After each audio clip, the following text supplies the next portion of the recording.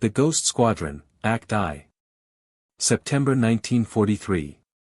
East Anglia, England. The countryside stretches flat and endless, agricultural land converted into something else now, something urgent, something deadly. American airbases dot the landscape, carved out of farmland, paved over centuries-old fields. Concrete runways where wheat once grew. Metal hangars where barns once stood.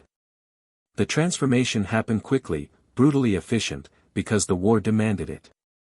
Britain has become a massive aircraft carrier, anchored off the coast of occupied Europe, launching bombers daily into the heart of Nazi Germany. Station 174, Deenathorpe Airfield. Home to the 401st Bombardment Group, 8th Air Force. B-24 Liberators line the hardstands, heavy bombers painted olive drab, each one a flying fortress of aluminum and firepower. The aircraft sit silent now in the pre-dawn darkness, but in hours they'll be airborne, part of the endless stream of bombers flowing eastward toward German industrial targets. This is the strategic bombing campaign, the daylight precision bombing offensive that's supposed to cripple Germany's war machine, destroy its factories, break its will to fight. The crews are young. Impossibly young. Boys really, most of them barely 20 years old, fresh from training bases in America, thrown into combat over the most heavily defended airspace in the world. They fly missions over Germany where flak fills the sky like black clouds, where Luftwaffe fighters attack in coordinated swarms, where mechanical failure or bad luck or simple mathematics means you die screaming in a burning aircraft at 20,000 feet. The survival statistics are brutal, almost mathematical in their certainty. Fly 25 missions and you've beaten the odds. Most crews don't make it past 10. Lieutenant James Cooper walks across the airfield in darkness, his breath visible in the cold morning air. He's 23 years old, a pilot, commander of a B-24 crew designated Baker 7. This is his 15th mission. He's survived longer than most, long enough to be considered experienced, long enough to know exactly how dangerous what he's doing really is.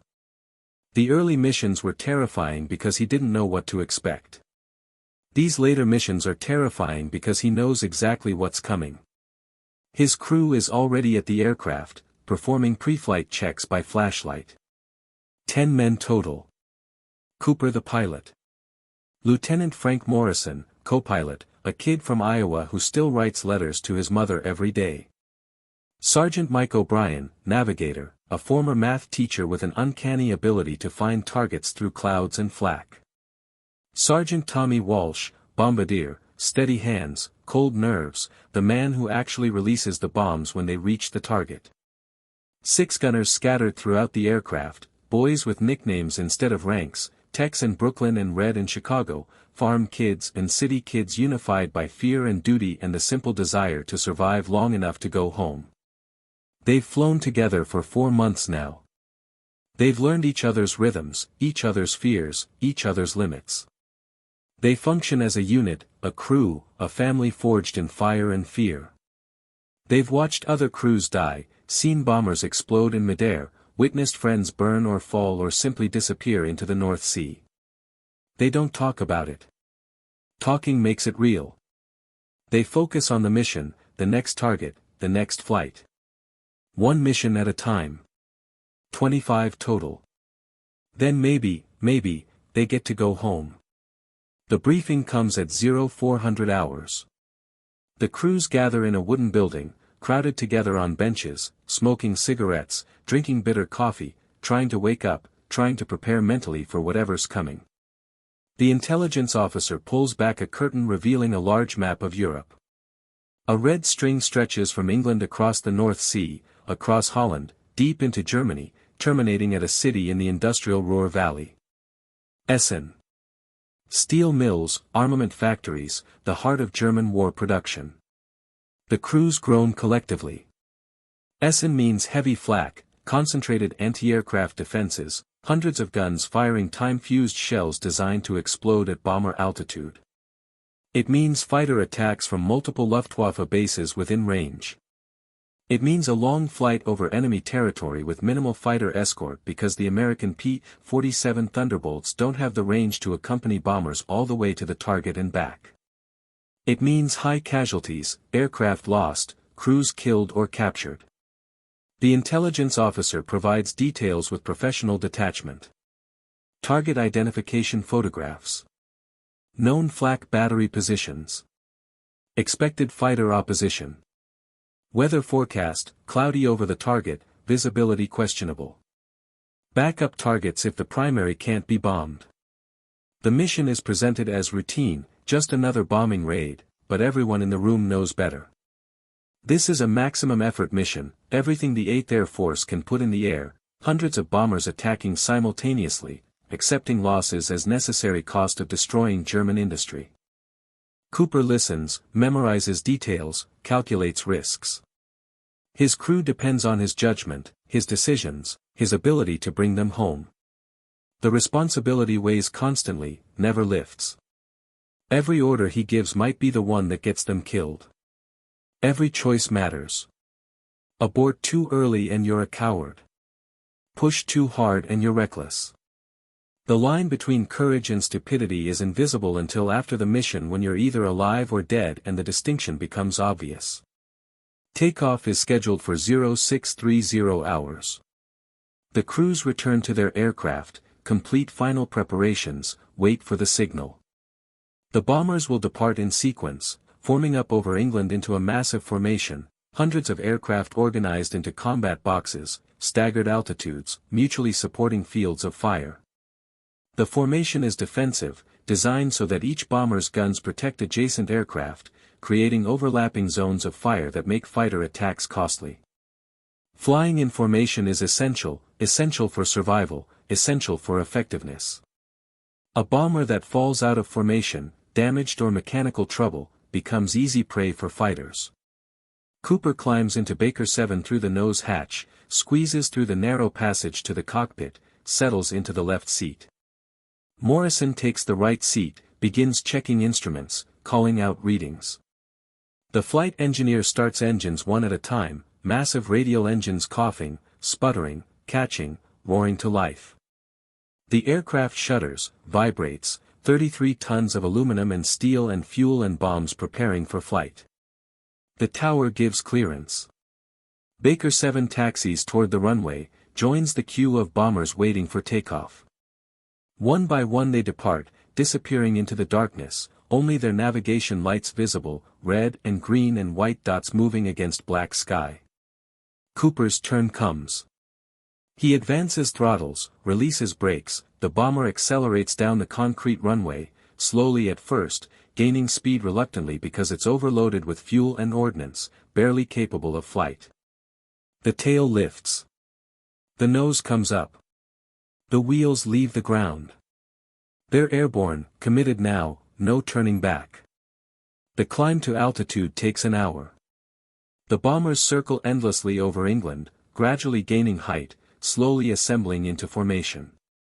Cooper watches his instruments, maintains position relative to other aircraft, follows the lead bomber. The formation builds methodically, aircraft stacking up, creating the combat box that will fly to Germany and back. 300 bombers eventually, maybe more, the largest raid mounted to date. At 15,000 feet, the crews go on oxygen. The air is too thin to breathe normally. They wear masks connected to oxygen systems, breathing mechanically, every breath conscious. At 20,000 feet, the temperature drops to 30 below zero. The crews are wearing heated suits, electrically warmed clothing that barely keeps them from freezing. The gunners in exposed positions, waist gunners and tail gunners, they suffer worst. Wind screams through open gun ports. Ice forms on metal surfaces. Frostbite is constant danger. The formation crosses the English coast, leaves Britain behind, flies over the North Sea toward occupied Holland. This is enemy territory now. German radar has detected them already, plotted their course, alerted fighter bases and flak batteries. The defenses are preparing, organizing, waiting for the bombers to come within range. Cooper maintains position in the formation, concentrating on flying, on staying exactly where he's supposed to be. The bomber ahead of him, slightly higher, slightly to the left. The bomber beside him, close enough to see the crew through windows. The bomber behind, close enough to worry about collision if he slows down. Formation flying requires constant attention, constant corrections, constant vigilance. A moment's inattention, a sudden gust of wind, an aircraft collide, explode, fall in tangled wreckage. The Dutch coast appears below, flat landscape crisscrossed with canals, neat fields, small villages. Flak begins immediately, black puffs appearing around the formation, German 88mm guns firing from coastal batteries. The flak is relatively light here, more harassment than serious threat. But it's a reminder, a warning. The real defenses are ahead, waiting at the target. Morrison calls out flak bursts, helps Cooper avoid the worst concentrations. The bomber shakes occasionally when shells explode nearby, fragments hitting the fuselage with metallic pings. Nothing serious yet. Just minor damage, holes in non-critical areas. The bomber keeps flying, keeps formation, keeps heading toward Germany. Crossing Holland takes 30 minutes. Then they're over Germany itself, the Ruhr Valley approaching, industrial haze visible ahead, smoke from factories creating a dark smudge on the horizon. This is Happy Valley, bomber crew's sarcastic nickname for the most heavily defended target area in Europe. More flak guns per square mile than anywhere else. More fighters based nearby. More bombers lost here than any other target. The flak intensifies dramatically. The sky fills with black bursts, hundreds of shells exploding simultaneously, creating a field of shrapnel that bombers must fly through. Cooper holds course, holds altitude, holds formation. There's no evading the flak. The gunners below are firing barrage patterns, filling entire sections of sky with explosions. Individual bomber movements don't matter. The Germans are firing calculated patterns based on formation altitude, course, speed. Some aircraft will be hit, damaged, destroyed. Simple mathematics, statistics, probability. A bomber ahead of Cooper explodes. Direct hit on the bomb bay. The aircraft disintegrates, becomes a fireball, debris falling in burning pieces. No parachutes. The crew died instantly, probably didn't even know what hit them. The formation doesn't react, doesn't break, doesn't slow. The other bombers maintain position, close up the gap, continue toward the target. This is expected, accepted, the price of the mission. Another bomber is hit, damaged but not destroyed. Its number 2 engine catches fire, trailing black smoke. The pilot holds formation as long as possible, but the fire spreads, becomes uncontrollable. The bomber falls out of formation, begins descending, the crew preparing to bail out. Cooper watches through his side window as the crippled bomber drops away, vulnerable now, alone, probably won't make it back to England. Maybe the crew survives if they can bail out over Holland, hope to evade capture, connect with resistance networks. Maybe. The target is ahead now, visible through gaps in the clouds. Essen steel mills, recognizable from briefing photographs. Morrison confirms identification. The bombardier takes control, peers through his bomb sight, makes minute adjustments, calculates wind, altitude, ground speed. The bomb bay doors open. The bomber slows slightly, becomes less stable. This is the most dangerous moment, flying straight and level, predictable, perfect target for flak gunners. The flak is incredible now, the most intense Cooper has ever experienced. The sky is solid black smoke, continuous explosions, fragments hitting the bomber constantly. A piece of shrapnel tears through the cockpit, misses Cooper's head by inches, punches through Morrison's seat behind him. They're lucky. Skill doesn't matter here. Only luck. Bombs away. The bombardier releases the load, 2,000 pounds of high explosive tumbling toward the steel mills below. The bomber lurches upward, suddenly lighter, more responsive. Cooper closes bomb bay doors, begins the turn away from the target, following the formation out of the flak zone. The mission's offensive phase is complete. Now comes the defensive phase, the long flight home through fighter attacks and remaining flak batteries. But something's wrong. Cooper feels it immediately. The bomber's handling differently, sluggishly, not responding normally to control inputs. Morrison checks instruments, reports problems. Number 3 engine showing unusual readings. Oil pressure dropping. Temperature rising. They've taken damage, significant damage, probably multiple hits they didn't notice during the flak barrage. The engine fails 15 minutes after leaving the target. It seizes, stops turning, becomes dead weight. Cooper feathers the propeller, shuts down fuel flow, activates fire suppression. The bomber can fly on 3 engines, barely, but it can't maintain formation speed, can't keep altitude. Baker 7 begins falling behind, dropping below the formation, becoming separated from the protective cover of other aircraft's guns. Cooper has seconds to make a decision. Try to keep up with the formation, push the remaining engines to maximum power, risk overtaxing them and losing more engines. Or accept separation, maintain safe engine settings, fly alone back to England, hope they're lucky enough to avoid fighter attacks. Neither option is good. Both carry high risk of death. He chooses separation. Better to preserve the remaining engines, maintain controlled flight, give his crew maximum chance of survival. He tells the crew over intercom. They're on their own now. Formation is disappearing ahead, leaving them behind. They're a straggler, isolated, vulnerable, exactly what German fighters hunt. The fighter attack comes 20 minutes later. For FW-190s, German fighters diving out of the sun, machine guns and cannons firing. The bomber's gunners return fire, but the formation's defensive firepower is gone. Baker 7 is alone, its 6 machine guns against 4 fighters attacking from multiple directions simultaneously. The first pass shreds the bomber's right wing, kills the starboard waist gunner instantly. The second pass damages the tail, wounds the tail gunner, destroys the tail gun position. The third pass hits the cockpit, shattered plexiglass spraying inward, freezing air screaming through, Morrison slumps forward, hit, maybe dead, Cooper can't tell. Cooper dives, throws the bomber into a steep descent, trying to evade, trying to survive. The fighters follow, attacking repeatedly, determined to finish their kill.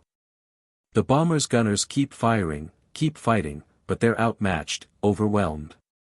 This is how bombers die when they're separated from formation. This is why formation discipline is absolute. The radio operator's voice crackles over intercom, urgent, desperate.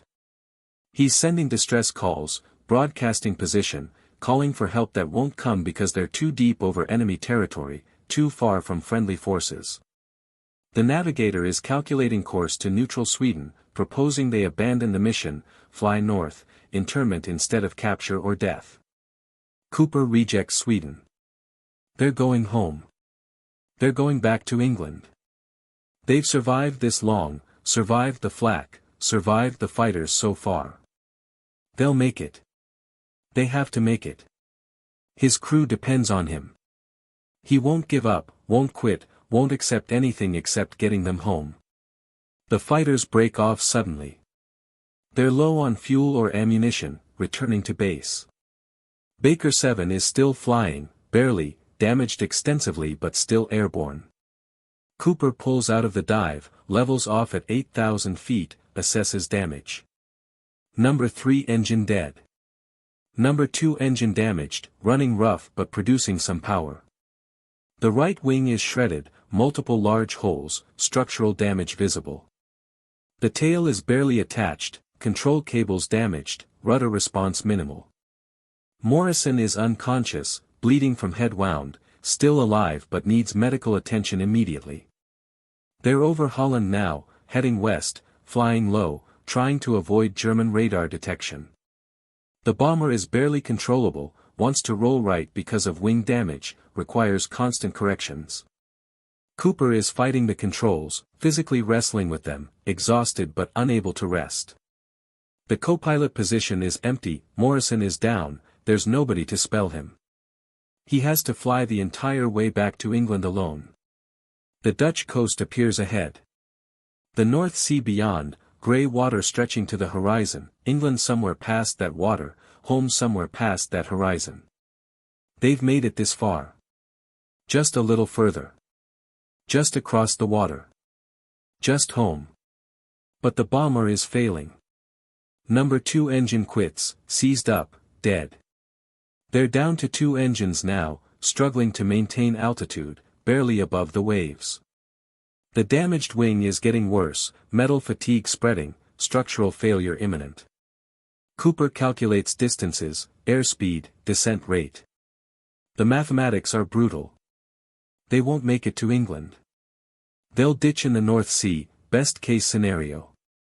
Worst case, the wing fails before ditching, the bomber breaks apart in flight, they all die in the crash. Cooper tells the crew to prepare for ditching. Brace for impact. Secure equipment. Put on life vests. The waist gunners throw out everything heavy, lightening the aircraft, buying altitude, buying time. The radio operator sends final messages, position, ditching warning, request for air-sea rescue. Maybe somebody's listening. Maybe rescue launches. Maybe they'll be picked up before hypothermia kills them. The English coast is visible ahead now, tantalizingly close, maybe 30 miles away. So close but unreachable. The bomber won't make it. It's losing altitude too fast, engines failing, controls nearly unresponsive. Cooper aims for the water near shore, near shipping lanes, near anywhere rescue might find them. He's trying to save his crew, give them maximum survival chance.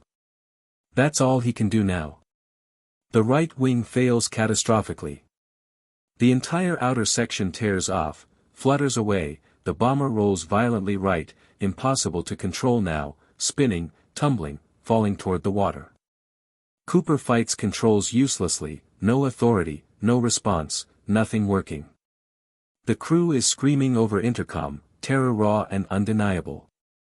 Morrison is still unconscious, doesn't know they're about to crash. Maybe that's mercy. The bomber hits the water at over 200 miles per hour. The impact is devastating, catastrophic, survivable only through impossible luck. The fuselage breaks apart on impact. Water floods in instantly. Men are thrown against bulkheads, knocked unconscious, drowned before they can react.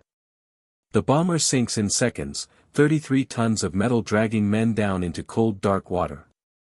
Cooper surfaces somehow, doesn't remember escaping the cockpit, doesn't remember anything except suddenly he's in the water, freezing water, waves washing over him, the bomber gone, disappeared beneath the surface like it never existed.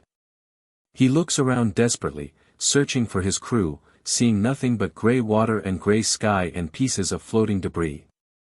He calls their names, screams until his voice fails. Nobody answers. The North Sea is silent except for wind and waves. He's alone. His crew is gone. His bomber is gone. Baker 7 has disappeared, vanished, lost. He's the only survivor, floating in his life vest, hypothermia setting in, knowing he'll be dead within an hour unless rescue finds him, knowing rescue probably won't come in time. He's failed. Failed his crew, failed his mission, failed everyone who depended on him. A British air-sea rescue launch finds him 30 minutes later, pulls him from the water barely conscious, rushes him to shore. He survives. He's the only one. His crew died in the crash or drowned in the wreckage. Morrison, O'Brien, Walsh, all the gunners, all of them gone. Cooper lives, and has to live with that, has to carry that, has to somehow continue existing knowing he survived when his crew didn't. This is how Baker 7 ends. Not gloriously, not heroically, but in cold water off the English coast, so close to home, so close to safety. The bomber and its crew simply disappear, lost in the North Sea, another casualty of the strategic bombing campaign, another entry in the casualty statistics, another 9 names added to the growing list of missing aircrew. The war continues. The missions continue. Other crews fly, other bombers depart, other men die. Baker 7 is forgotten except by those who knew them, except by Cooper who survived, except by families who received telegrams regret to inform you. But something else happened that day, something nobody understood until decades later. Something that would connect past and future, that would echo through time in ways nobody could have predicted. The Ghost Squadron was born in those final moments when Baker 7 disappeared beneath the waves. The story was just beginning, though it seemed like an ending. Act 1 closes with Cooper pulled from the sea, with 9 men lost forever, with a bomber that would never be found. But the mystery endures. The questions remain. And somewhere, somehow, Baker 7 continues flying. The Ghost Squadron, Act 2. November 1943. RAF Deenathorpe, England. The base looks different now, quieter, emptier. Cooper walks across the same airfield where he walked 2 months ago, but everything has changed. The hardstands where bombers once sat are mostly empty. The 401st Bombardment Group has been decimated by losses, reduced to half strength, still flying missions but bleeding crews faster than replacements arrive. The mathematics of strategic bombing are becoming undeniable, brutal, unsustainable. Crews are dying faster than training bases can produce new ones. Cooper shouldn't be here. He should be in a hospital, recovering from hypothermia, from trauma, from survivor's guilt that's eating him alive. But the doctors cleared him for duty after 3 weeks, declared him physically fit, sent him back to his unit. Nobody asked about his mental state. Nobody cared. The war needs pilots. Cooper can fly. Therefore Cooper flies. Simple logic, simple necessity, simple cruelty. He's been reassigned to a new crew, replacement crew members filling gaps left by casualties. They're strangers to him, boys with unfamiliar faces, untested in combat, eager and terrified simultaneously. They don't know about Baker 7, don't know about the crash, don't know that their new pilot watched his entire crew die 2 months ago.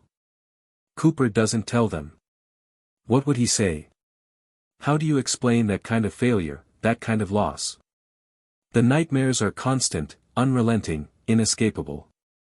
Every night Cooper dreams of the crash, of the water, of men screaming his name while he floats helpless, unable to save them.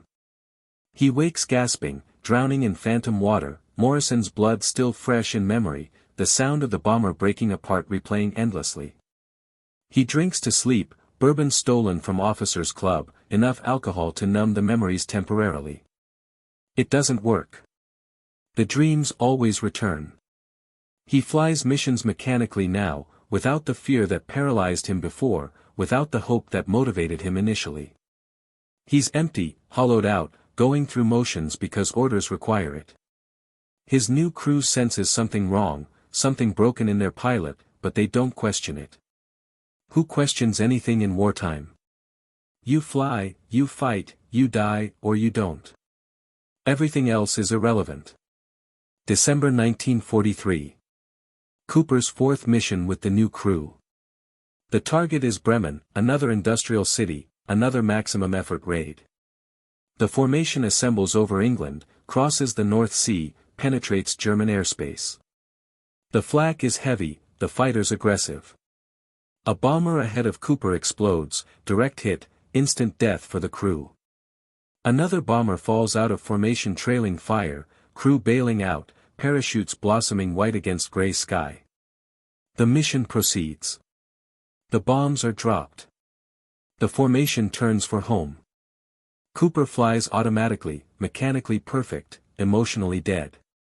He doesn't react when flak bursts nearby, doesn't flinch when fighters attack, doesn't feel anything except dull acceptance. If he dies today, fine. If he survives, fine. Nothing matters anymore.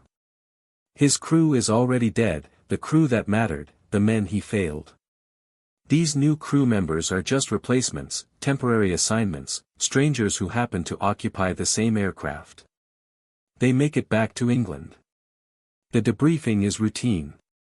Intelligence officers ask questions, record observations, note damage and casualties. Cooper reports mechanically, provides required information, signs forms. The mission is complete. Tomorrow there will be another. And another. And another. Until the war ends or he dies. Whichever comes first. But something happens that night that changes everything, that transforms Cooper's grief into something else, something darker and more obsessive. He's drinking alone in his quarters, working through a bottle of bourbon, trying to reach unconsciousness before the nightmares start. A knock on the door interrupts. A young lieutenant enters, someone Cooper doesn't recognize, fresh-faced, probably just arrived from the States. The lieutenant introduces himself, apologizes for the interruption, explains he's been assigned to investigate aircraft losses, compile statistical data for 8th Air Force Command. He's reviewing records of Baker 7, Cooper's original crew, trying to close the file, finalize the casualty reports. He has questions, details that need clarification. Cooper answers reluctantly, reliving the mission, the damage, the ditching, the crash. The lieutenant takes notes, nods sympathetically, asks follow-up questions. Then he says something that stops Cooper cold, that freezes him mid-sentence, that doesn't make sense. The lieutenant mentions that rescue efforts continued for days after Cooper's recovery. Air-sea rescue launches searched the area extensively, looking for other survivors, for wreckage, for bodies. They found nothing. No debris field. No bodies. No trace of Baker 7 except Cooper himself. The bomber simply vanished, disappeared completely, as if it never existed. Cooper doesn't understand. He was there. He saw the bomber break apart, saw it sink. There should be wreckage, floating debris, oil slicks, something. Aircraft don't just disappear. Metal doesn't dissolve. 33 tons of aluminum and steel doesn't vanish into nothing. The North Sea is only 40 meters deep in that area. The wreckage should be visible, recoverable, identifiable. But there's nothing. Rescue crews searched for a week, covered hundreds of square miles, found absolutely nothing. No wreckage. No bodies. No evidence that Baker 7 ever crashed. Only Cooper's testimony, his statement, his memory. And nobody doubts him, nobody suggests he's lying, but the absence of physical evidence is disturbing, unexplainable, wrong. The lieutenant finishes his questions, thanks Cooper, leaves. Cooper sits alone with his bourbon and his confusion. He replays the crash in his mind, examines every detail, searches for explanation. The bomber hit the water hard, broke apart on impact, sank immediately. He's certain of this. He watched it happen. He was there. But if it sank, where's the wreckage? Why did rescue crews find nothing? He can't let it go, can't stop thinking about it. The missing wreckage becomes an obsession, a puzzle demanding solution. He visits the intelligence office, reviews reports, studies maps, interviews rescue crews. Everyone confirms the same thing. No wreckage found. Extensive search conducted. Nothing recovered. Baker 7 simply disappeared. One of the rescue boat captains mentioned something odd, a detail that seemed irrelevant at the time. During the search, several crew members reported strange radar contacts, brief echoes appearing and disappearing, signals that didn't match known aircraft or vessels. The contacts were dismissed as equipment malfunction, atmospheric interference, ghosts in the machine. Radar was still relatively new technology, prone to false readings, unreliable in certain conditions. But Cooper latches onto this detail, this anomaly. Radar contacts. Something was out there, something the rescue crews detected but couldn't identify. Maybe not Baker 7, maybe not his crew, but something. He requests access to radar logs, studies the data, tries to find patterns. The intelligence officers think he's losing his mind, suffering from combat fatigue, becoming obsessed with ghosts. They're probably right. But Cooper can't stop. He needs to know. He needs to understand what happened to his crew. January 1944. Cooper continues flying missions, continues investigating Baker 7's disappearance simultaneously. He becomes two people, split personality, functional pilot during missions, obsessive investigator during off hours. His new crew notices, worries, whispers concerns to flight surgeons. Cooper is evaluated, interviewed, tested. The doctors note signs of combat stress, recommend rest, suggest grounding him temporarily. But pilot shortages are severe. Cooper is functional, completing missions successfully. They let him keep flying. The investigation expands. Cooper contacts other bases, other groups, requests information about missing aircraft, unexplained losses, bombers that disappeared without trace. The responses are disturbing. Baker 7 isn't unique. Dozens of aircraft have vanished completely, no wreckage found, no explanation available. Most disappearances occur over the North Sea, aircraft ditching or crashing but leaving no physical evidence. The official explanation is ocean currents, wreckage drifting, bodies and debris dispersing. But Cooper doesn't believe it. Something else is happening, something nobody wants to acknowledge. He finds a pattern.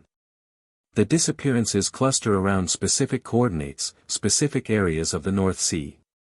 Not random, not scattered, but concentrated. Aircraft disappear in the same general area repeatedly, month after month, losses that can't be explained by normal combat attrition. Cooper maps the disappearances, marks each location, connects the data points. A pattern emerges, clear and undeniable once you know to look for it. But what does it mean? What's causing aircraft to vanish in this specific area? German secret weapons? U-boats with new technology? Something else, something stranger. Cooper has no answers, only questions multiplying endlessly. February 1944. A bomber from another group ditches in the North Sea after sustaining heavy damage over Germany. The crew is rescued by air-sea rescue launch. Cooper hears about it, requests permission to interview the survivors. They're reluctant to talk, traumatized by their experience, wanting only to forget. But Cooper persists, pushes, demands answers. One of the crew members, a waist gunner, mentions something he saw during the ditching. Just before impact, through the open gun port, he glimpsed another aircraft. Not a German fighter. Not a friendly bomber. Something else. Darker, larger, flying impossibly low over the water. It was there for seconds, then gone, vanished before he could focus on it. He assumed it was hallucination, stress-induced vision, mind playing tricks under extreme conditions. But Cooper believes him. He knows what the gunner saw because he saw it too, in those final moments before Baker 7 crashed. He remembers now, detail buried under trauma, suppressed by his mind's self-protection mechanisms. Something was there in the water, something dark and massive, something that shouldn't exist. He saw it briefly, dismissed it as debris or shadow or dying imagination. But the gunner saw it too. Two independent witnesses. Not hallucination. Real. Cooper becomes convinced that whatever he saw is connected to the disappearances, to the missing wreckage, to Baker 7's vanishing. He can't explain the connection logically, can't articulate why he believes this, but the certainty is absolute, unshakable. Something in the North Sea is taking aircraft, consuming them, erasing them. And nobody knows, nobody suspects, nobody investigates because the explanation sounds insane. He tries reporting his findings to intelligence officers, to command staff, to anyone who'll listen. They dismiss him politely, note his concerns, suggest rest and psychological evaluation. Nobody takes him seriously. The idea of missing bombers being anything except normal combat losses is absurd, conspiratorial, evidence of mental breakdown. Cooper is labeled unstable, combat fatigued, unreliable. His investigation is officially discouraged. But he continues privately, obsessively, secretly. He flies missions during the day, investigates at night, barely sleeps, lives on coffee and bourbon and desperate need for answers. His health deteriorates. He loses weight, develops tremors, shows signs of physical and mental exhaustion. The flight surgeon threatens to ground him permanently. Cooper moderates his behavior superficially, hides his investigation better, becomes more careful about who he talks to and what he reveals. March 1944. Cooper's 19th mission. The target is Berlin, the deepest penetration into Germany yet attempted. The formation is massive, over 600 bombers, the largest raid of the war. The Germans respond with everything they have, fighters and flak, a desperate defense of their capital.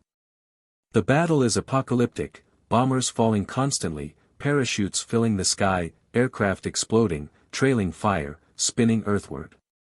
Cooper's bomber is hit over the target, flak shredding the left wing, killing the co-pilot instantly. The aircraft becomes nearly uncontrollable, wants to roll inverted, requires maximum physical effort to keep level. Cooper orders the crew to bail out, abandon ship, save themselves. They refuse. They're staying with him, staying with their pilot, trusting him to get them home somehow. He flies the crippled bomber back across Germany, across Holland, across the North Sea, fighting controls every second, arms aching, exhausted beyond description. The bomber is disintegrating gradually, pieces falling off, structural integrity failing. It won't make England. He knows this. The crew knows this. But they keep trying, keep hoping, keep fighting. The English coast appears ahead. They're close, so close, maybe 10 miles from shore. The left wing fails catastrophically, outer section tearing away, bomber rolling violently. Cooper fights it, corrects momentarily, but the aircraft is finished, done, falling. He orders bailout, screams at his crew to jump, to save themselves. They hesitate, loyal to the end, unwilling to abandon him. He physically shoves the flight engineer toward the escape hatch, forces him out, forces the others out one by one. The last crew member exits. Cooper is alone in the cockpit of a dying aircraft, seconds from crashing, no time to bail out himself. He rides the bomber down toward the water, accepting death, accepting that this is how it ends. No bailout, no rescue, no survival. Just impact and darkness and finally peace, finally release from guilt and nightmares and obsession. The bomber hits the water. The impact is catastrophic. Cooper is thrown forward against restraints, skull cracking against instrument panel, vision exploding white then black. He's unconscious or dead, can't tell which, doesn't matter. The water rushes in, cold and final. The bomber sinks, carrying him down into darkness. But something happens. Something impossible. Cooper regains consciousness underwater, still strapped in his seat, the cockpit flooding, death seconds away. Through the shattered windscreen he sees something, impossible thing, hallucination or reality indistinguishable now. Another aircraft, intact, whole, suspended underwater like it's flying through liquid instead of air. Baker 7. His original bomber. Impossibly present, impossibly preserved, impossibly there. The crew is visible through windows, Morrison and O'Brien and Walsh and all the others, frozen in position, not moving, not dead but not alive, existing in some state between. They're looking at him, eyes open, expressions calm, mouths closed. Not drowning. Not panicking. Just present, waiting, watching. Cooper tries to reach them, fights against restraints, against water, against physics. His lungs are burning, demanding air he doesn't have. He's drowning, dying, hallucinating in his final moments. Has to be hallucination. Baker 7 sank 2 months ago, his crew died 2 months ago, this isn't real, can't be real. But it looks real. Feels real. The bomber is there, solid and tangible, close enough to touch. Cooper's hand reaches toward it, fingers extended, desperate to make contact, desperate to understand. His vision darkens, consciousness fading, oxygen deprivation shutting down his brain. He's seconds from death, from final darkness. Something grabs him. Pulls him. Drags him away from Baker 7, away from his dead crew, back toward surface, toward light, toward life. He fights against it, wants to stay, wants to join his crew, wants to finally stop surviving while everyone else dies. But the pulling is irresistible, powerful, dragging him upward through black water toward gray sky. He surfaces gasping, choking, vomiting seawater. Hands grab him, pull him into a rescue boat. He's alive again, survived again, failed to die again. The rescue crew wraps him in blankets, gives him oxygen, rushes him toward shore. He's semi-conscious, delirious, babbling about Baker 7 underwater, about his crew preserved in some impossible state, about things that can't exist, but he saw them, he saw them. The rescue crews think he's hallucinating from oxygen deprivation, hypothermia, head trauma. They're gentle, reassuring, telling him he's safe now, everything's okay, he survived. But Cooper knows better. He didn't just survive. He saw something, learned something, discovered something. Baker 7 is down there, in the North Sea, in that specific area where bombers keep disappearing. His crew is down there, trapped somehow, existing in some impossible condition. He's not crazy. He's not hallucinating. He knows what he saw. And he knows he has to go back, has to investigate, has to find answers. His obsession isn't madness. It's justified. Something impossible is happening in the North Sea, something that explains the missing aircraft, the vanished crews, the disappearances nobody can explain. Baker 7 holds the answer. His dead crew holds the answer. He saw them. They're waiting. They're down there, preserved impossibly, existing between life and death. April 1944. Cooper is hospitalized for 3 weeks, recovering from near drowning, head trauma, hypothermia, malnutrition, exhaustion. The doctors are amazed he survived at all, amazed he's lucid, amazed he's not brain damaged from oxygen deprivation. They call him lucky. He calls himself cursed. Everyone he flies with dies. Everyone except him. He's the sole survivor repeatedly, impossibly, unnaturally. His crew from the Berlin mission all survived, parachuted safely, were picked up by rescue boats. 9 men lived because Cooper forced them to bail out, refused to let them die with him. But Cooper doesn't feel like a hero. He feels like a ghost, like he died months ago and his body just hasn't realized it yet. He's trapped between worlds, between living and dying, unable to fully exist in either state. The nightmares evolve, change character. Now he dreams of Baker 7 underwater, of his original crew staring at him through cockpit glass, of Morrison's face calm and accusing simultaneously. They're not dead in the dreams. They're waiting. Watching. Judging him for surviving while they remain trapped. The dreams are more vivid than waking life, more real than reality. Cooper can't distinguish anymore, can't separate past from present, can't tell what's memory and what's hallucination. The flight surgeon grounds him permanently. Combat fatigue, they call it. Battle exhaustion. Operational stress. He's completed 19 missions, survived 2 ditchings, watched 2 complete crews die or nearly die. He's done enough. More than enough. He's being sent home, back to the States, awarded medals he doesn't want for service he considers failure. The war continues without him. Other pilots take his place. Other crews fly his missions. Cooper is finished, washed up, broken. But he can't leave, can't go home, can't abandon Baker 7. His crew is down there, trapped, waiting. He's the only one who knows, the only witness, the only person who can help them. Leaving would be betrayal, abandonment, the final failure after so many failures. He can't do it. Won't do it. He'll stay in England, stay near the North Sea, find a way to reach Baker 7 somehow. He goes AWOL from the hospital, disappears before they can ship him stateside. He steals money, documents, civilian clothes. He travels to coastal villages near where Baker 7 went down, where the disappearances cluster, where something impossible is happening. He interviews fishermen, harbor masters, lighthouse keepers, anyone who works on or near the water. He asks about strange sightings, anomalous radar contacts, unexplained phenomena. Most people dismiss him as crazy, shell-shocked veteran asking insane questions. But a few, a very few, mention things. Strange lights under the water at night.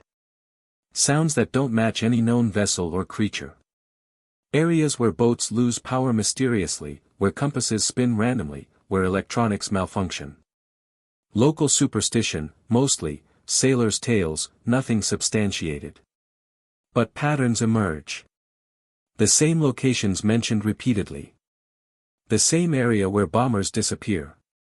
Cooper rents a small boat, fishing vessel barely seaworthy, from an old man who doesn't ask questions and doesn't care about regulations. He provisions the boat, loads diving equipment, purchases a basic underwater camera. He's going down there, into the water, into the area where Baker 7 sank. He's going to find his crew, find answers, find whatever impossible thing is preserving aircraft and trapping men between life and death. It's May 1944 now. D-Day is approaching, though Cooper doesn't know it, doesn't care about the invasion, doesn't care about the war anymore. He cares only about Baker 7, only about his crew, only about solving the mystery that's consuming him. He motors the fishing boat out into the North Sea, to the coordinates where he crashed, where rescue crews found no wreckage, where something impossible waits. The water is calm, gray, cold. Cooper anchors the boat, dons diving gear, primitive equipment that will give him maybe 20 minutes underwater. He checks his depth gauge, his air supply, his camera. Everything is ready. He's going down now, descending into darkness, searching for ghosts, searching for truth, searching for his dead crew who somehow aren't dead, who exist suspended in impossible state beneath gray waves. He slips over the side of the boat, into the water, into the cold. He descends, kicking downward, following the anchor chain toward the bottom 40 meters below. The light fades quickly, blues transitioning to greens to blacks. The pressure increases, squeezing his body, compressing his lungs. The cold seeps through his suit, through his skin, into his bones. The bottom appears, sandy, featureless, empty. No wreckage visible.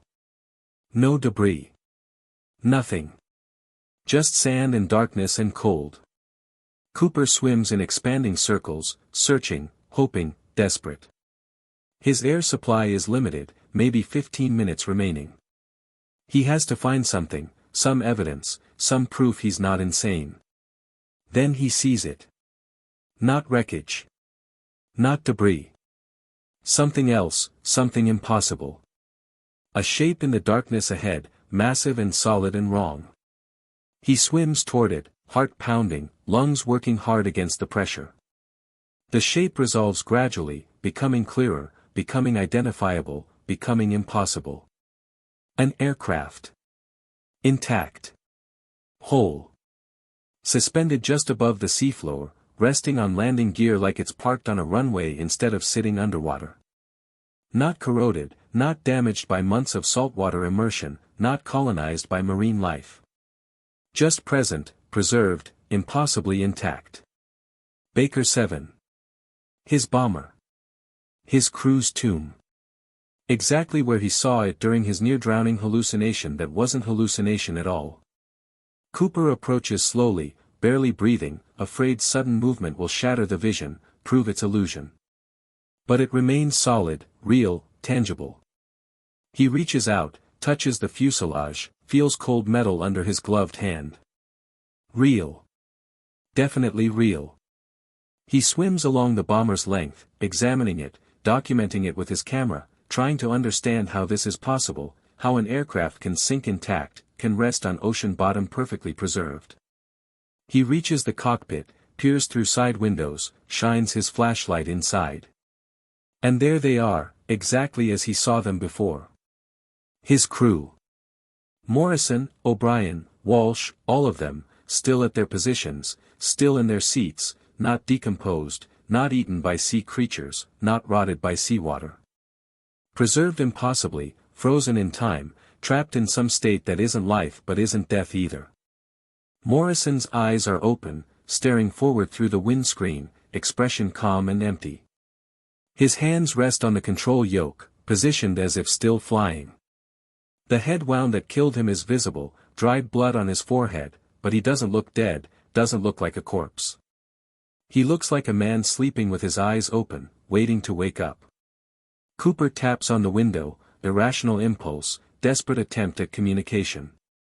Morrison doesn't react, doesn't blink, doesn't move. Just stares forward, frozen, trapped.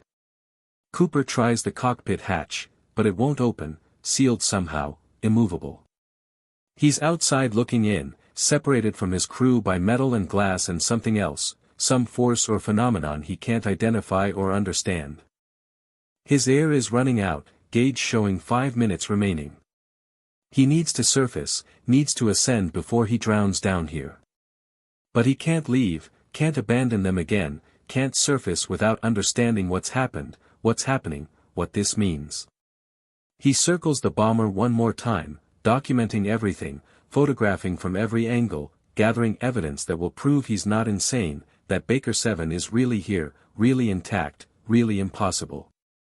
Something moves in his peripheral vision. He turns, shines his flashlight, sees nothing but darkness and water. But he felt movement, sensed presence, knew something was there. He's not alone down here. Something else inhabits this space, shares this impossible preservation with the bomber and its crew. Something that doesn't want to be seen, doesn't want to be known, exists in shadows and darkness and places human eyes shouldn't look. His air alarm sounds, urgent beeping indicating 2 minutes remaining. He has to surface now, immediately, or he'll drown. Cooper takes one last look at Baker 7, at Morrison frozen at the controls, at his crew trapped forever. He photographs the tail number, final proof, final evidence, final documentation that this is real, this happened, this exists. Then he kicks upward, ascending rapidly, too rapidly, risking decompression sickness but out of time, out of air, out of options. He surfaces gasping, tears mixing with seawater on his face, exhausted and terrified and vindicated simultaneously. He found them. He was right.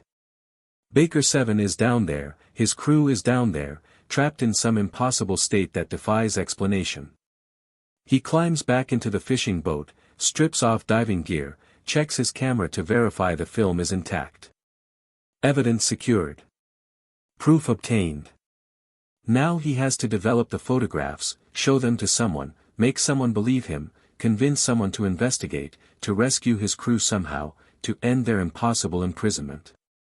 But the photographs, when developed later that night in a borrowed darkroom, show nothing. Just darkness, just water, just empty seafloor. No bomber. No crew. No evidence. The film captured nothing despite Cooper photographing everything. The camera malfunctioned underwater, or the light was insufficient, or something else interfered with the recording process. He has no proof. No evidence. Just his testimony, his memory, his word against everyone's disbelief. Cooper stares at the blank photographs, at the evidence that isn't evidence, at the proof that proves nothing. He's back where he started, knowing truth but unable to demonstrate it, seeing reality but unable to share it. Baker 7 is down there. His crew is trapped. And nobody will believe him. Nobody can help them. He's alone with knowledge that doesn't matter, truth that can't be verified, mission that can't be completed. The military police find him 3 days later, arrest him for desertion, return him to base under armed guard. He's court-martialed, given psychiatric evaluation, declared mentally unfit for service. The verdict is honorable discharge due to combat fatigue, medical retirement, veteran's pension. They're being kind, recognizing his service, his sacrifice, his breakdown. He's sent home to America, to civilian life, to psychiatric treatment and medication and therapy designed to help him forget, to move on, to accept that his crew is dead and Baker 7 is gone and the war is over for him. But Cooper knows better. His war isn't over. His crew isn't dead. They're trapped, waiting, existing in an impossible state beneath the North Sea. And someday, somehow, he'll find a way back. He'll rescue them, free them, complete his mission. Even if it takes years. Even if it takes his entire life. Even if nobody believes him and everybody thinks he's crazy. He knows what he saw. He knows what's real. And he won't abandon his crew again. Never again. This is his promise, his purpose, his reason for continuing to exist. Act 2 ends with Cooper on a transport ship heading west, leaving England behind, leaving the North Sea behind, but carrying Baker 7 with him always, forever, in memory and nightmare and obsession that will never end, can never end, defines him now completely. The Ghost Squadron isn't finished with him. The mystery deepens. And somewhere beneath grey water, 9 men wait in eternal twilight, neither alive nor dead, trapped in a bomber that shouldn't exist, preserved by forces nobody understands. The story continues. The haunting persists. And the truth remains hidden, waiting for someone brave enough or crazy enough to find it. The Ghost Squadron, Act 3. October 1985. 41 years later. The coast of Norfolk, England. An old man stands on weathered cliffs overlooking the North Sea, grey water stretching to horizon under grey sky. James Cooper is 65 years old now, retired, living alone in a small cottage near the water, near the place where everything changed, near the coordinates burned into his memory like scar tissue. For decades have passed since the war ended, since he came home broken and obsessed, since anyone believed his story about Baker 7 suspended impossibly on the ocean floor. The years haven't been kind. Cooper spent the late 1940s cycling through psychiatric hospitals, diagnosed with combat fatigue, post-traumatic stress, delusional disorder. The doctors prescribed medication, electroshock therapy, endless talking sessions designed to help him accept reality, abandon his obsession, admit that what he saw underwater was hallucination born from trauma and oxygen deprivation. He refused to accept this. Refused medication that dulled his memories. Refused therapy that tried to convince him his crew was dead and gone. He knew what he saw. No amount of treatment would change that. The 1950s brought superficial stability. Cooper learned to hide his obsession, learned to say the right things to doctors and family, learned to function in civilian society while privately maintaining his investigation. He worked odd jobs, saved money, spent every spare moment researching the North Sea, studying oceanography, learning about underwater preservation, searching for scientific explanation for what he witnessed. He collected newspaper clippings about unexplained phenomena, corresponded with other veterans who reported strange experiences, built files and charts and theories that nobody else saw, nobody else believed. The 1960s brought isolation. His wife left him, unable to tolerate the obsession that consumed him, unable to compete with dead men for her husband's attention. His children grew distant, embarrassed by their father's reputation, tired of explaining his eccentricities to friends and neighbors. Cooper didn't blame them. He understood. His life had become singular, focused entirely on Baker 7, on his trapped crew, on the mystery that defined him. There was no room for anything else, anyone else. He chose this isolation consciously, accepted its cost, considered it necessary sacrifice. The 1970s brought new possibilities. Underwater technology advanced dramatically, recreational diving became accessible, civilian research vessels explored oceans with sophisticated equipment. Cooper followed these developments obsessively, seeing opportunity, seeing potential means to return to Baker 7, to document its existence properly, to finally prove he wasn't insane. He spent his savings on diving equipment, on underwater cameras, on charts and surveys. He made dozens of dives to the coordinates he remembered, searching, always searching, never finding anything. The seafloor was always empty, always barren, no bomber, no crew, nothing but sand and darkness. But he never stopped believing. The absence of evidence wasn't evidence of absence. Baker 7 was down there somewhere, hidden or moved or existing in some state that made it invisible to normal searches. He just had to find the right approach, the right technology, the right moment. He had to keep trying, keep diving, keep searching until he succeeded or died trying. Now it's 1985. Cooper is old, sick, running out of time. Heart disease, emphysema from years of smoking, arthritis making every movement painful. The doctors give him maybe 2 years, probably less.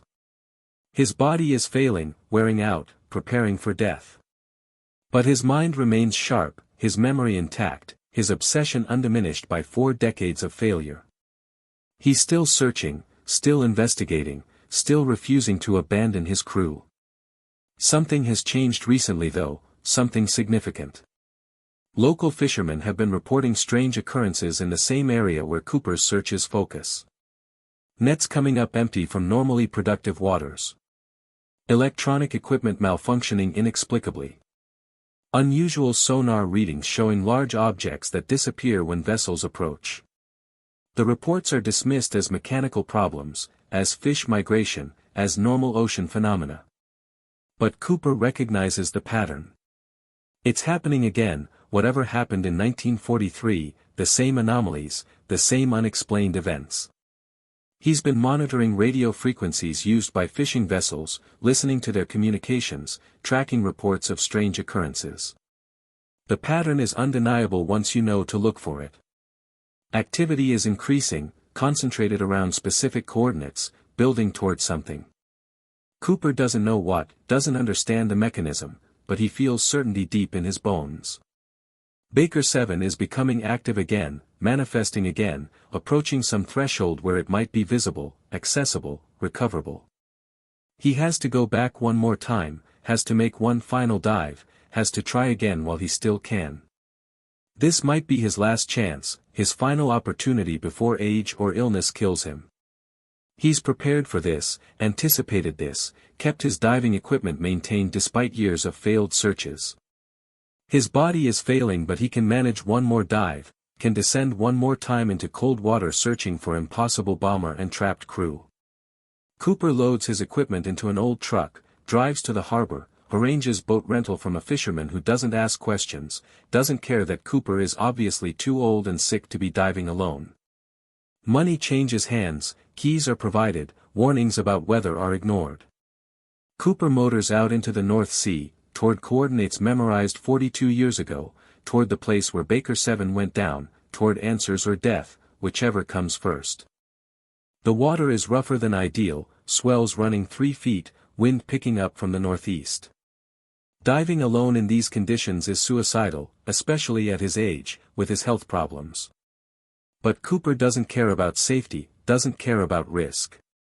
He's been dying slowly for 40 years, waiting for this moment, this chance, this final opportunity. If he drowns today, fine. Better to die searching than waste away in some hospital bed haunted by regrets and what-ifs. He reaches the coordinates, drops anchor, prepares his equipment. Modern gear, much better than the primitive apparatus he used in 1944. Better tanks, better regulators, better suit providing insulation against cold. He can stay down longer now, can search more thoroughly, can document better if he finds anything. The improvements matter, increase his chances, justify the attempt despite obvious dangers. Cooper sits on the gunwale, breathing deeply, preparing mentally for the descent. He's terrified, has been terrified for 40 years, but terror is familiar now, comfortable almost, old companion that never leaves. He's more afraid of not diving, of missing this chance, of dying without knowing, without understanding, without completing his mission. That fear overwhelms all others, drives him forward despite rational objections screaming at him to turn back. He rolls backward into the water, into the cold, into the gray.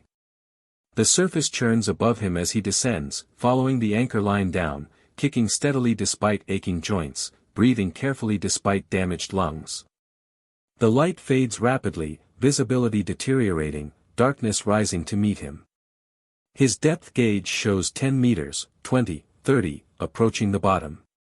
His heart pounds irregularly, skipping beats, protesting the exertion. He ignores it, continues downward, focused entirely on reaching the seafloor, on searching one more time. The bottom appears, sandy and barren as always.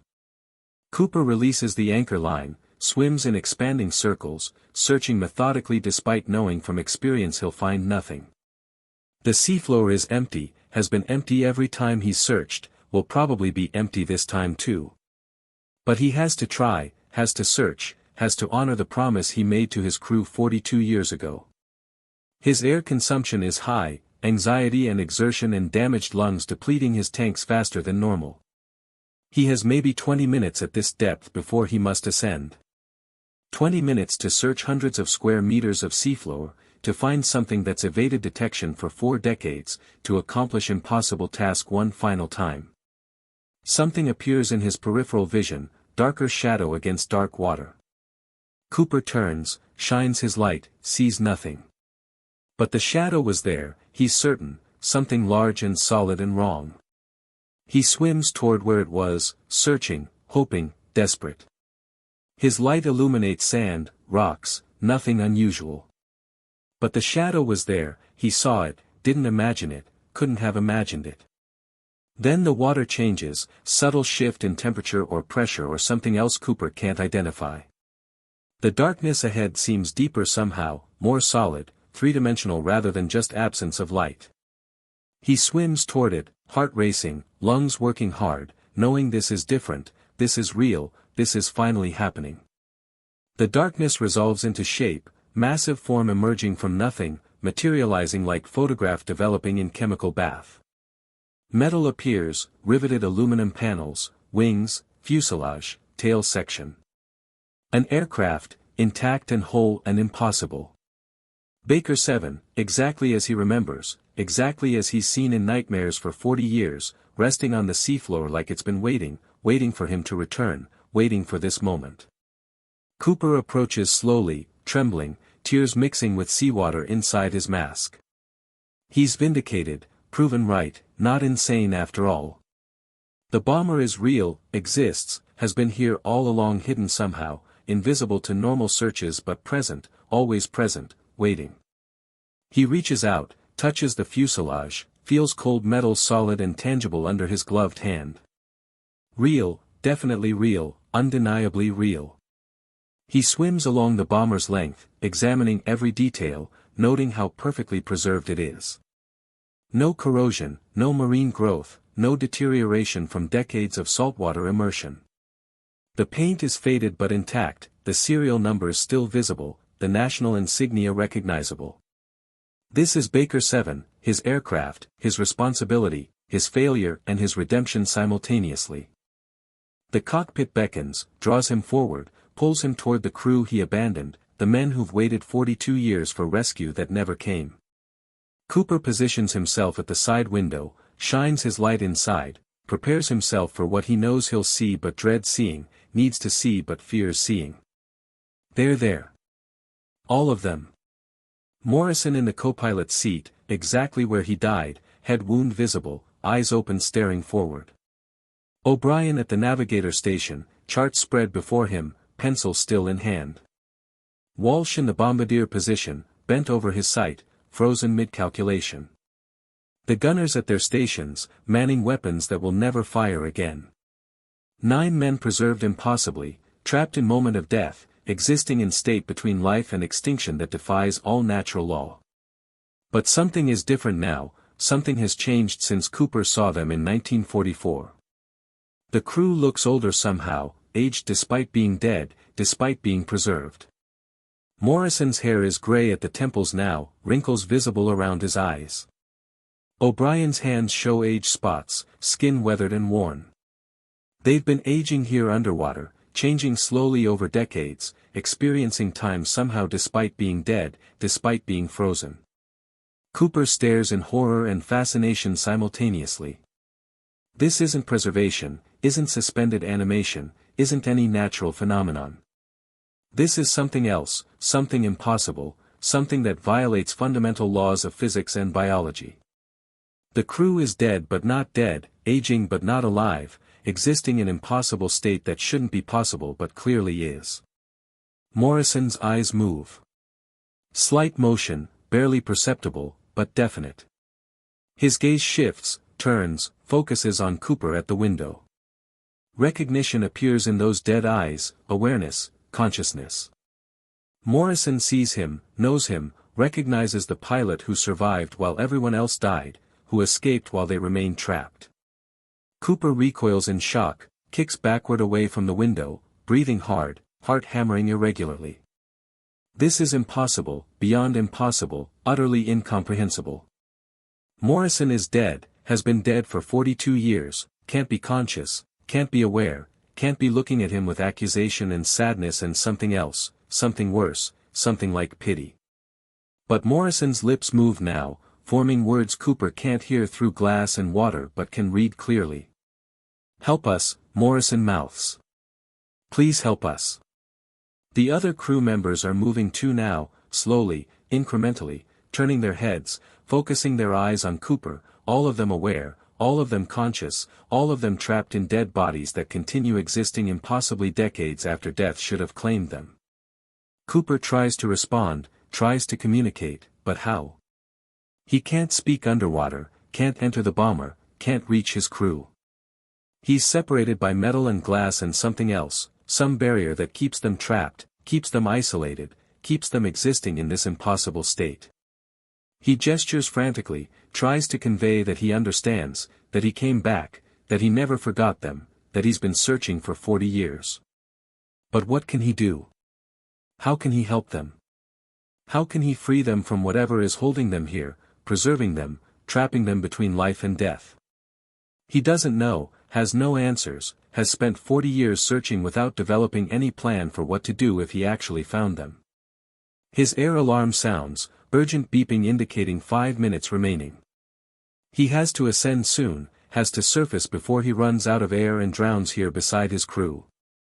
But leaving feels like abandonment again, like betrayal, like repeating the original sin of surviving while they died.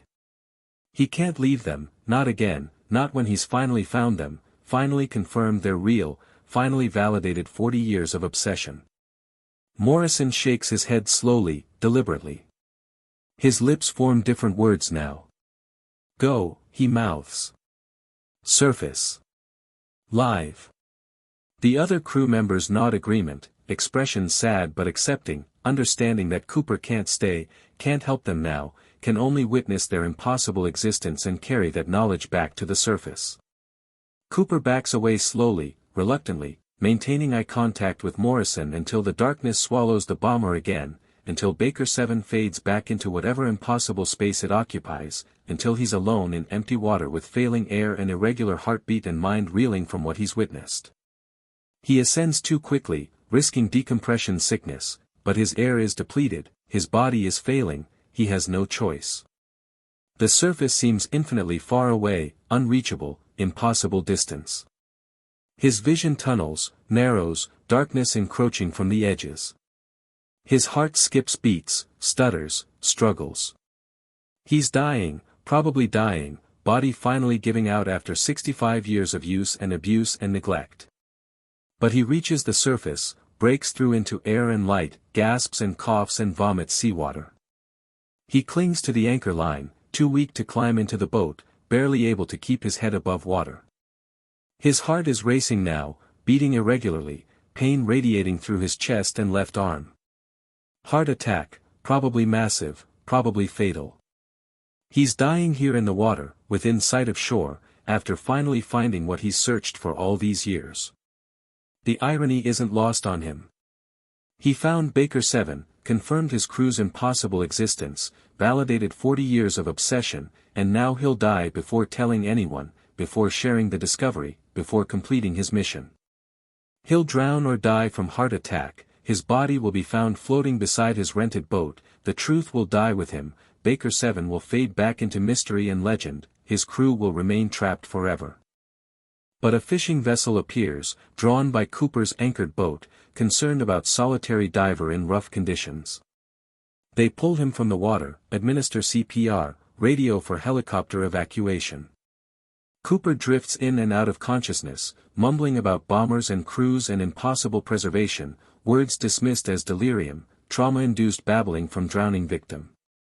They rush him to hospital, to emergency surgery, to intensive care where doctors fight to save his failing heart. Cooper survives. Barely, improbably, against all odds. Triple bypass surgery, month-long recovery, rehabilitation teaching him to walk and breathe and function again. The doctors call it miraculous, call him incredibly lucky, say he shouldn't have survived the heart attack or the dive or the hypothermia. But Cooper knows better. He didn't survive through luck. He survived because his mission isn't complete, because his crew needs him, because the story must be told. He tries telling the doctors, the nurses, anyone who'll listen. He describes Baker 7 underwater, his crew aged but preserved, Morrison's eyes moving, their plea for help. Everyone nods sympathetically, notes his statements in medical charts, attributes the story to hypoxia-induced hallucination, near-death experience, traumatic memories resurfacing under stress. Nobody believes him. Again. Still. Always. But Cooper has evidence this time. His diving computer recorded the descent, logged the depth and duration and location. The data proves he reached the seafloor, proves he spent 20 minutes at depth searching specific coordinates. It doesn't prove what he found, doesn't document Baker 7, doesn't validate his crew's existence. But it proves he went there, proves the dive happened, proves something occurred beyond hallucination or fantasy. He also brought back something else, something physical. In his final moments beside Baker 7, panicking about air supply and failing heart, Cooper grabbed something from the bomber's fuselage. A small piece, riveted panel loosened by decades of impossible preservation, small enough to fit in his diving suit pocket. He has it now, physical evidence, tangible proof, metal fragment that can be analyzed, tested, verified. The panel is analyzed by metallurgists, aerospace historians, World War II researchers. The results are undeniable, irrefutable, impossible to dismiss. The metal is consistent with B-24 Liberator construction, correct alloy, correct manufacturing techniques, correct era. The serial numbers match Baker 7 specifically, identify this fragment as belonging to Cooper's original aircraft. The deterioration patterns are anomalous, inconsistent with 40 years of saltwater immersion, suggesting the metal was preserved somehow, protected from normal corrosion processes.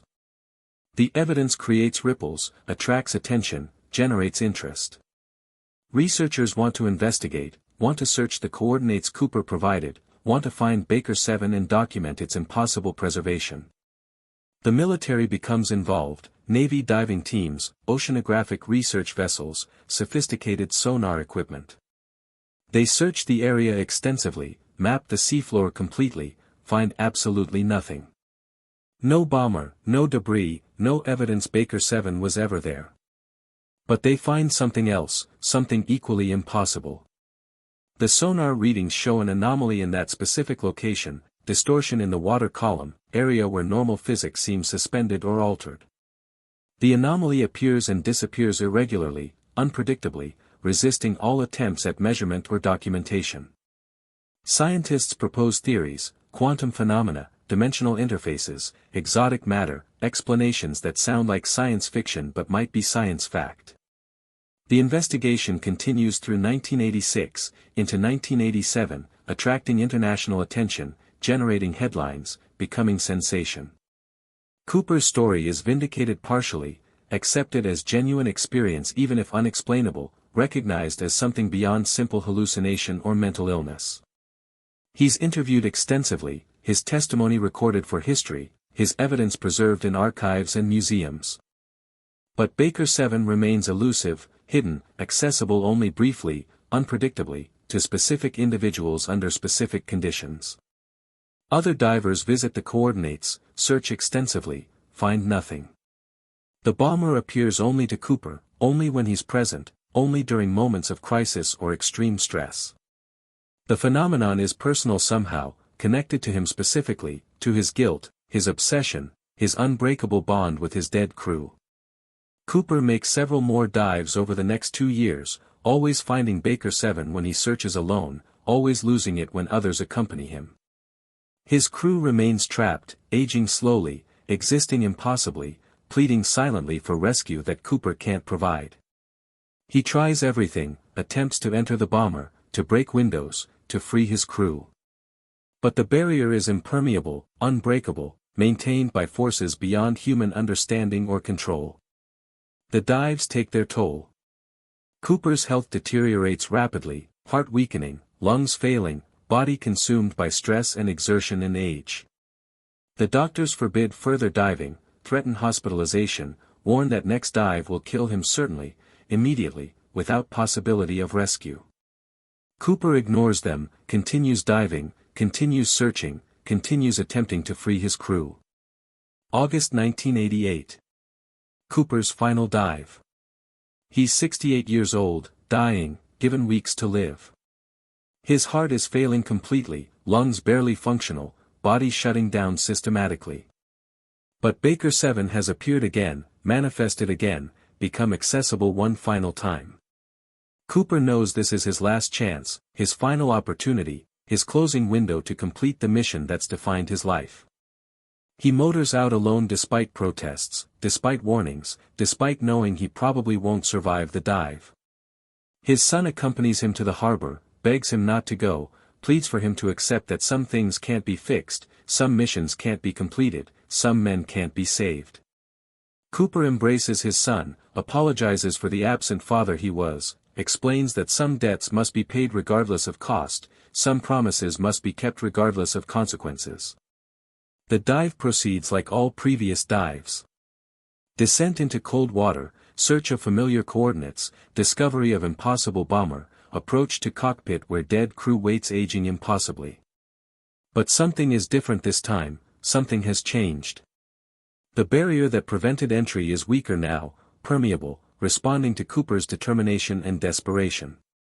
He finds the cockpit hatch, pulls it, feels it move, feels it open. He enters Baker 7 for the first time in 45 years, returns to his aircraft, his crew, his responsibility. The interior is preserved perfectly, instruments intact, controls functional, everything exactly as it was in 1943 except aged, weathered, worn by decades of impossible existence. Cooper pulls himself through the narrow passage to the flight deck, to the cockpit where Morrison waits at the controls.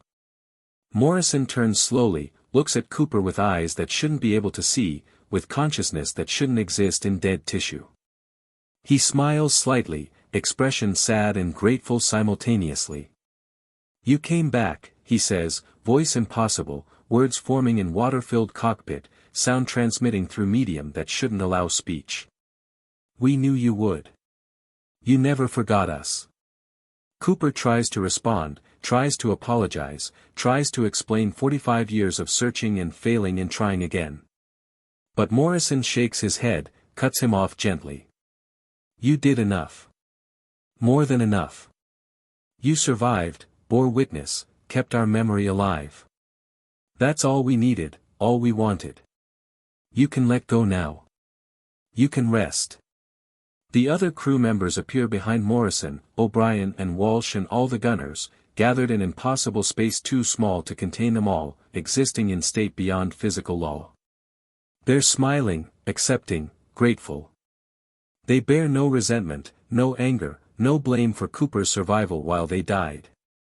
They understand what he's carried, what he's endured, what he's sacrificed trying to save them. "We're already gone," Morrison continues. "Been gone since 1943. What you see here, what's been preserved, it's not really us. It's echo, impression, manifestation of your guilt and your grief. You created this by refusing to let us go, by holding on to us so tightly. But you can release us now. You can let us truly die, let us find peace, let yourself find peace." Cooper understands finally, realizes the truth he's avoided for 45 years. Baker 7 isn't preserved by mysterious forces or quantum phenomena. It's preserved by him, by his refusal to accept his crew's death, by his guilt at surviving when they didn't, by his desperate need to rescue them somehow, to undo the past, to make everything right. He's been keeping them here, trapping them in impossible existence, preventing them from finding rest, from being truly dead. How do I let go? Cooper asks, voice breaking, tears flowing. How do I release you? Accept that we're gone, Morrison says gently. Accept that you did everything possible, that our deaths weren't your fault, that surviving doesn't make you guilty. Forgive yourself. That's all. Just forgive yourself and let us rest. Cooper closes his eyes, faces the truth he's run from for decades. Baker 7's crash wasn't his fault.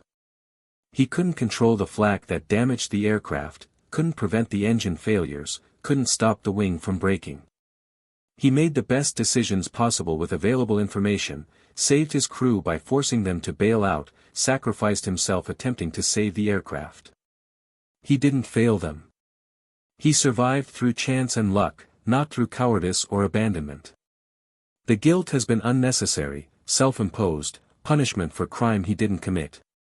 His crew never blamed him, never resented his survival, never needed rescue because they were gone, truly gone, dead in 1943 and at peace until his refusal to accept it trapped them in impossible half-existence. He's been their prison, their torment, keeping them suspended between life and death through sheer force of obsessive will. I forgive myself, Cooper whispers, meaning it finally, accepting it completely. I release you. I let you go. Rest now. Be at peace. Baker 7 begins dissolving around him, fading, returning to the void where it belongs. Morrison and the crew fade with it, expressions peaceful, grateful, finally free. Thank you, Morrison says, voice distant, growing fainter. Thank you for remembering us. Thank you for caring. Thank you for coming back. Now live, James. Live the life we couldn't. Live for all of us. The bomber disappears completely, leaves Cooper floating alone in empty water, in dark water, in cold water. But the weight is gone, the burden lifted, the obsession released. He feels light suddenly, unburdened, free for first time in 45 years. His crew is gone, truly gone, finally gone. He let them go. He forgave himself. He completed his mission not through rescue but through release, through acceptance, through forgiveness. His air is depleted, his body is failing, his heart is stopping. He's dying here underwater, dying finally, dying at peace. He doesn't fight it, doesn't panic, doesn't resist. He's ready now, has been ready for decades, can finally accept death as natural conclusion rather than shameful escape. He closes his eyes, stops struggling, lets the water take him, lets himself sink into darkness and cold and peace. But hands grab him, pull him upward, drag him toward surface and light and life. His son followed him, couldn't let him go alone, dove in when Cooper didn't surface, searched until he found him floating unconscious, saved him again, rescued him again, refused to let him die. Cooper surfaces gasping, coughing, alive again against his will but not resenting it this time, accepting it, grateful for it. They pull him into the boat, warm him, rush him to hospital. He survives again, recovers again, continues living. But he's different now, changed fundamentally, released from obsession that defined him for 45 years. Baker 7 is gone, his crew is at rest, the Ghost Squadron has finally been laid to rest. Cooper can live now, truly live, without guilt or grief or desperate need to undo the past. He spends his remaining years reconciling with his family, sharing his story, helping other veterans cope with survivors' guilt, turning his experience into something useful, something healing. He publishes a memoir in 1992, tells the full story, explains the obsession and the searching and the final release. The book becomes bestseller, helps thousands of veterans struggling with similar guilt, proves that even the deepest wounds can heal given time and acceptance and forgiveness. Cooper dies peacefully in 1996, age 76, surrounded by family who love him, forgiven by himself and by the crew he carried for so long. His obituary mentions his wartime service, his 19 combat missions, his Medal of Honor for forcing his crew to bail out over Berlin while staying with the aircraft himself, his decades of work helping veterans. It doesn't mention Baker 7 specifically, doesn't detail the obsession, doesn't explain the Ghost Squadron. But those who read his memoir understand, those who knew him remember, those who heard his story carry it forward. The Navy conducts final search of the coordinates in 1998, using most advanced sonar and submersible technology available. They find nothing, no bomber, no wreckage, no anomaly. The seafloor is empty, has always been empty, will always be empty. Baker 7 existed only in Cooper's mind and heart, manifestation of guilt rather than physical object. Or perhaps it existed briefly, impossibly, when belief was strong enough, when need was desperate enough, when the boundary between real and imagined became permeable. The truth doesn't matter ultimately. What matters is that Cooper found peace, released his crew, forgave himself. What matters is that 9 men died serving their country, 1 man survived to bear witness, and all 10 found rest eventually. What matters is the story, the testimony, the record of what obsession costs and what forgiveness gives. Modern scholars debate whether Baker 7 ever existed underwater, whether Cooper's experience was real or imagined, whether the metal fragment came from the sea or from his original crash site. The debates are academic, theoretical, missing the point entirely. Cooper's truth was real to him, his crew existed in his memory and guilt, his journey from obsession to forgiveness helped thousands of other veterans find similar peace. That's what matters, that's what endures, that's the legacy of the Ghost Squadron. Occasionally, even now, fishermen report strange sonar contacts in that area of the North Sea, unexplained radar echoes, brief glimpses of something large and metallic where nothing should be. The reports are filed, noted, dismissed as equipment malfunction or atmospheric interference. But some people wonder, some people search, some people believe that Baker 7 is still down there, still preserved impossibly, still waiting for the next person who needs to find it, who needs to confront their guilt, who needs to learn the lesson of forgiveness and release. The sea keeps its secrets. The past remains mysterious. And somewhere beneath gray water, in the space between reality and memory, 9 men rest peacefully, freed by the pilot who loved them enough to carry them for 45 years, who cared enough to search endlessly, who was strong enough finally to let them go. The Ghost Squadron flies no more, has found its final landing, has completed its last mission. The story ends not with rescue but with release, not with answers but with acceptance, not with victory but with peace. James Cooper kept his promise, completed his mission, saved his crew not from death but from the half-existence his guilt had trapped them in. He was the volunteer who infiltrated hell, survived what killed everyone else, carried impossible burden for decades, and finally learned that forgiveness, especially self-forgiveness, is the hardest and most necessary mission of all.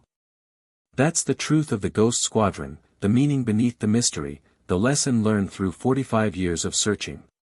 Some rescues happen through acceptance rather than action, some missions complete through letting go rather than holding on, some crews find peace only when their survivor learns to forgive himself. The bomber is gone now, dissolved into legend and memory. The crew rests peacefully, released from impossible preservation. And Cooper's story endures, testament to the cost of guilt and the power of forgiveness, reminder that even the deepest wounds can heal if we're brave enough to let them. The Ghost Squadron's final flight ended not in flames or water but in understanding, in acceptance, in peace. And that, ultimately, is the only ending that matters, the only victory worth achieving, the only mission that truly counts. Act 3 concludes. The story ends.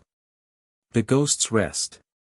And somewhere over the North Sea, on quiet nights when fog rolls in and memory grows strong, some people swear they hear the sound of engines, the Ghost Squadron flying one last patrol before fading into history and legend and the eternal peace of missions completed and burdens released. The end.